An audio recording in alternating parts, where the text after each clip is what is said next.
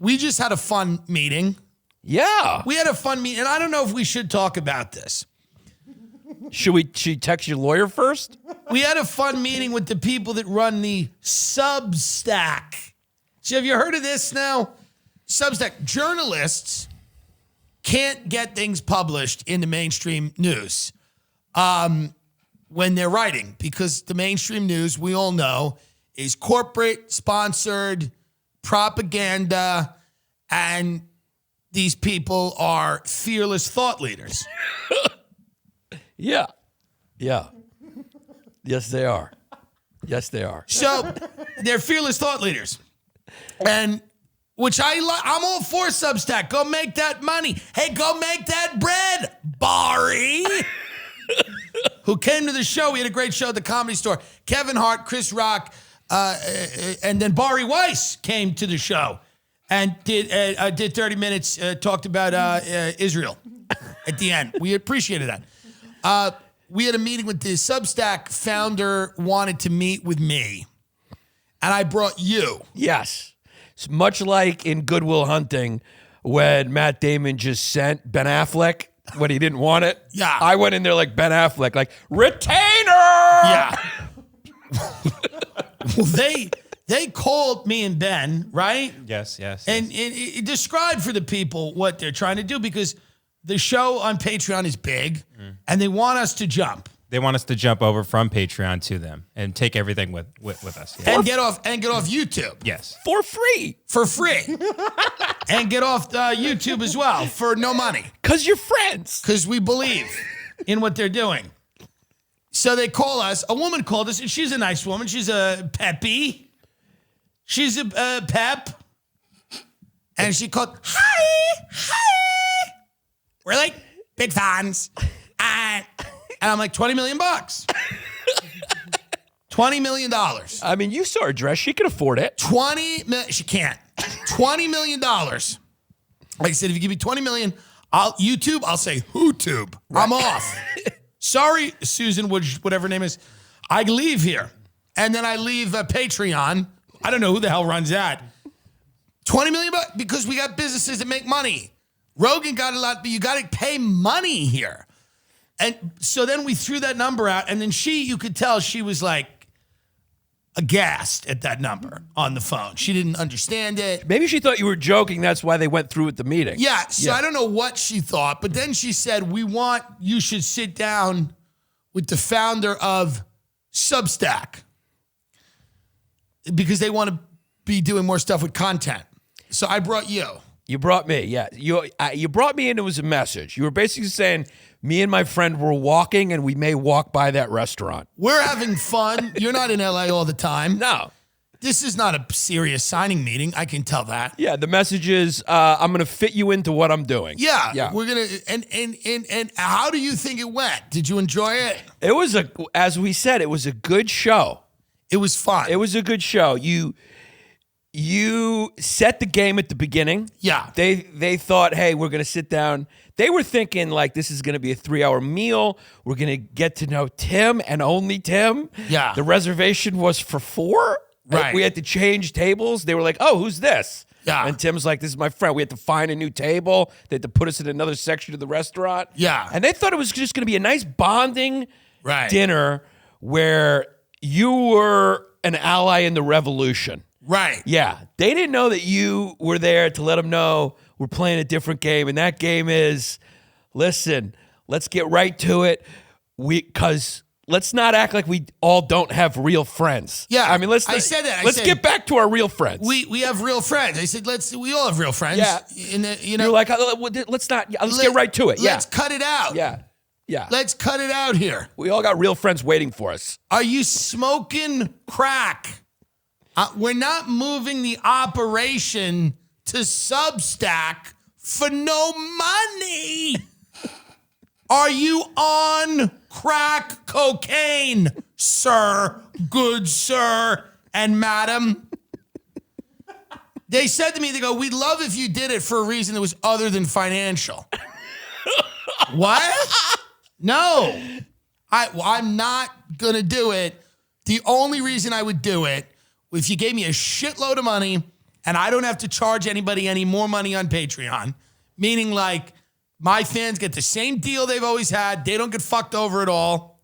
And you give me a chunk of money, then maybe we'll consider it.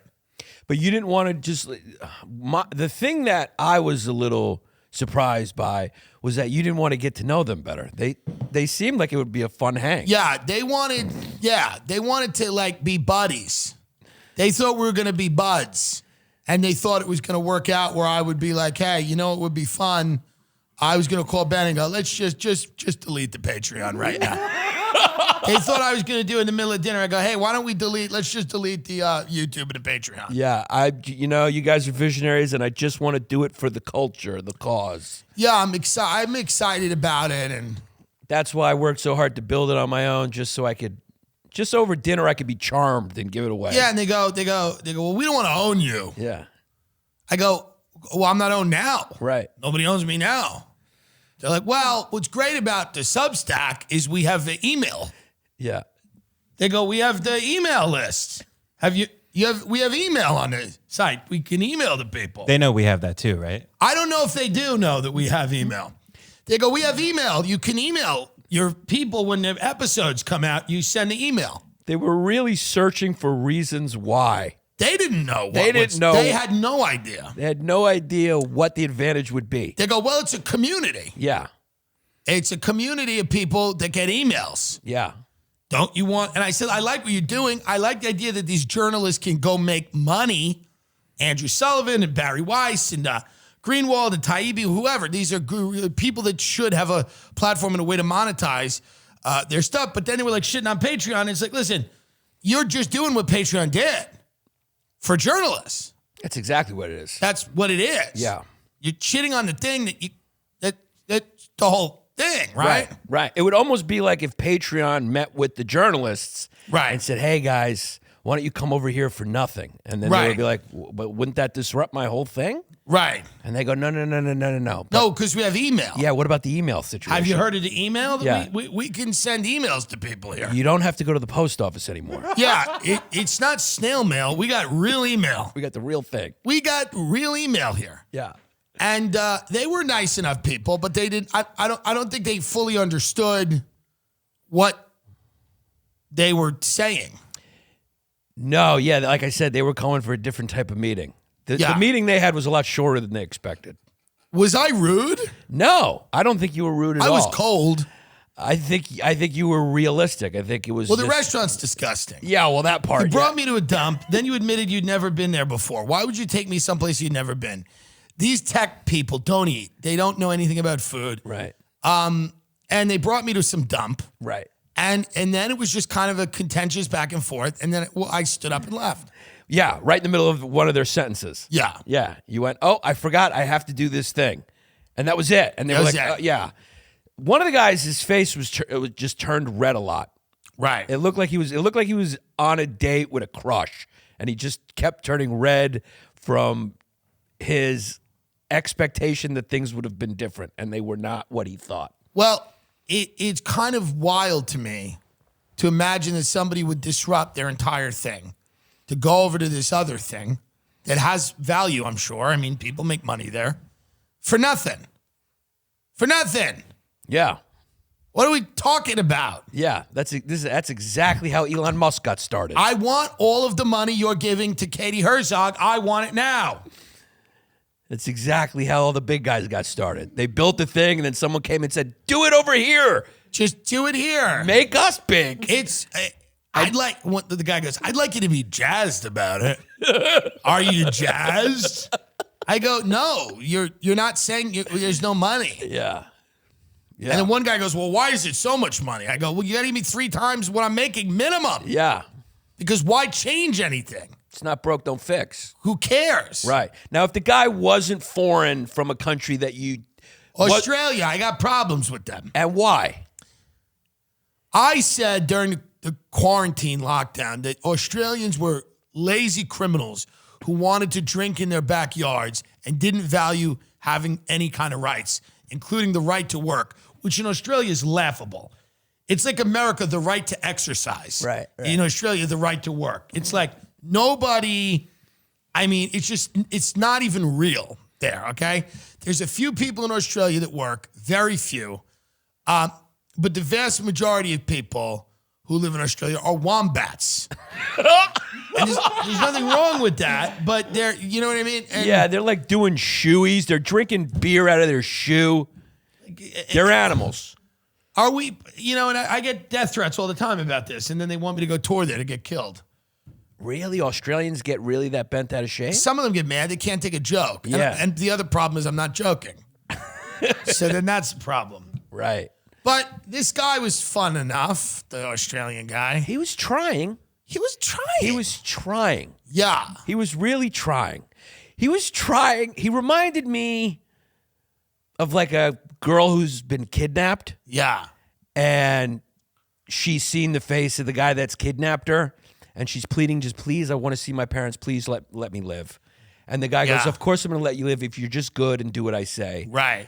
And then in the back of her head, she has a little hope, and she keeps, and then she knows when she turns around, he's just going to hit her in the head with a brick to kill the witness. That's what his vibe was. That's the vibe. Yeah, the vibe was like the little glimmer of hope, even just out of desperation. You said Substack, they're having problems right now. What's going on with they got the QAnon people in there now? Yeah, I'll pull this up. They have a What's QAnon going lady. on over I saw there? that on Right Wing Watch today. Don't bring up Right Wing Watch. I hate them. I hate anyone that's watching anyone. Stop watching. Left Wing Watch, any of the watches. Why anti-vaxxers, QAnon influencers, and white nationalists are flocking to Substack. Well, this is going to be silly. What are they mad about here? Robert Malone and Berenson, let them say what they want to say. Who are the QAnon influencers? I'm more interested in that. I'm bored of this vaccine nonsense. You got to admit, the QAnon guys got better imaginations. If you're still in QAnon right now, it's nothing short of downright impressive. It is commitment. The fact that you've been able, QAnon is like guys in 2009 during the mortgage crisis. They're like, no, it's still good. It's still good. Yeah. My favorite was when they were showing up in Dallas at Daly Plaza, waiting for JFK Jr. to come back. I mean, that is beauty. They're having more fun on Earth than we will ever have. You got to admit, it's fun. It's a fun club. It's absolutely fun. It's a lot more fun than the other side, who's just going around. You got to be in a club. Yeah. So whether you get an ape NFT and change your profile picture, and then you're in that Bored Ape Yacht Club. Yeah. Or you go to Dealey Plaza and wait for JFK Jr. to come back. The latter sounds a lot funner to me. Some guy, Mercola, is open about the fact that he's using Substack to publish content, which even he himself considered to be too controversial to keep on his own website. In May 2021, he deleted posts on a site which promoted a range of false COVID-19 cures, including effectively inhaling bleach. I kind of like that. In a Substack post, Mercola announced that he'd be bringing his deleted content back by publishing it on the platform. That is kind of funny. Hey, all that content I got rid of, it's back, baby. I love that his cure is the same as an Yeah. a desperate alcoholic who's ran out of real bottles. Right. Just start huffing. Just start looking under. That's what alcoholics do when they're out. They just start looking under the sink. But here's the deal. This is a subscriber model. You subscribe. What's the problem? Adults subscribing for the entertainment they want. This isn't a Super Bowl commercial. No. We're not going in the middle of the Super Bowl and saying inhale bleach, fight COVID. Hey, Right Wing Watch. If you haven't noticed, this is a private club. It's a private club. People pay to get in. Why? You can't. It's just like any private club. Right. You're on someone's property right now. How about you go after the Bohemian Grove or like Skull and Bone? Like, what about those? They're private clubs. Yes. QAnon influencers are on Substack. Jordan Sather, Patel Patriot, and Technofrog. Technofog post regularly for both free and paid subscribers. While in the comments, QAnon followers engage with one another to debate and share conspiracy theories. Well, where do you want them to do it? Right. Where do you want them to do it? Mm-hmm. That could have been an effective pitch if they did it. Much better. If they said, hey, Tim, Yes. You joke about everybody. Yes. You're a comedian. But if you ever lose it, Right. If you ever lose it, Right. and go hard right, we got your back. No, it would be better if they sat me down and said, it's a matter of time before you degenerate. mentally into something Right. that YouTube will simply not allow on that platform. It's a matter of time before you turn that corner. Right. We want to let you know we are that corner. It's a safe place for you. We will allow you to go rant and rave about whatever you think the problem is that week. Yeah. Whatever scrambled brain you have in the future, it has a home. It has a home. It's a safe place. On Substack. Yes, that at least would have been a pitch. It would have been something. It would have been smart. Yeah. I don't even want to go into all the names of the people. I don't care. They've named a ton of people. Yeah. It doesn't matter to me because I don't, if you're subscribing, who gives a fuck? Right. But isn't it a hip place for a comedian to be in a club with a bunch of classical liberal journalists? That's the other thing. I mean, that's as hip as it gets. There's no comedians over there. no. And if they want a comedian to come over there, they gotta, give me a lot of money. Money. That's all we're talking about here. Yeah, that's the difference between comedians and journalists. Comedians have the potential and often do make real money. Right. Yeah. What I should have said is, yes, I'll do it for free. Yes. But my show is me and Alex Jones. Let me tell you who my show is before I'm going to do it for free. And they would have smiled and been excited. I would have said, you got me. Yeah. Hey, Yeah. you're right. Yeah. I don't need any money to delete the YouTube channel on the Patreon. Can you imagine these psychopaths? Yeah. We'll delete it all and we'll build it back from scratch. So it's me and Alex Jones. You go, they go, we want the Tim Dillon show. You go, you know what? I don't want to do the Tim Dillon show The Tim anymore. Dillon show's dead. I want to do crisis actors with Yeah. Tim Dillon and Alex Jones. I have a new show called Sandy Hook ? Where me and Alex Jones go over the evidence because there's evidence. There's not, but I would say that at the dinner because there's evidence. No, I've seen some auditions in Backstage magazine for crisis actors. Yeah, I've seen them. people- Yeah, I've seen it. People that want to pretend they got shot Yeah, outside of a school. yeah. But it didn't work and we left. And unfortunately, I think the door is now going to be shut after this show. That's so strange because at the end you said, let's keep talking. Let's keep talking. Yeah. I'm talking now. Yes, I think that's what you meant. Yeah. We're all talking. You're like, I'll be talking later. Yeah. Yeah, We're going to talk. yeah. It was fun. One of them said he thinks he could come up with something that you might be interested in. I remember that. Yeah. Yeah. What, a commemorative mug? They had it in mines. A tote bag? Yo, I mean, Substack what did they- tote what- bag? What would the point be? This is the thing. Now, people are probably listening to this going, you greedy pig, all you want is money. Yeah, okay, that's number one. What else would be the point? Yeah. What's the point? Friendship. Right. They go, no, you have all your content in one place. Yeah. You've got it in YouTube and on Patreon, and it's all over. They were basically saying, like, don't you want to hide it all? Yeah. You know how everything's decentralized? What if you centralize it all? Yeah, you know how it's so accessible on every platform? Yeah. What if we hid it on ours? What if we hide it and put it somewhere? Yeah. Yeah, that's basically And what this the pitch new was. thing, which I didn't realize, every subscriber that signed up would have to be interviewed by Barry Weiss, whether they were anti-Semitic or not. They threw that in at the end. There's a test Barry Weiss gives every new subscriber. She calls you on the phone and goes through 10 questions if you're anti-Semitic.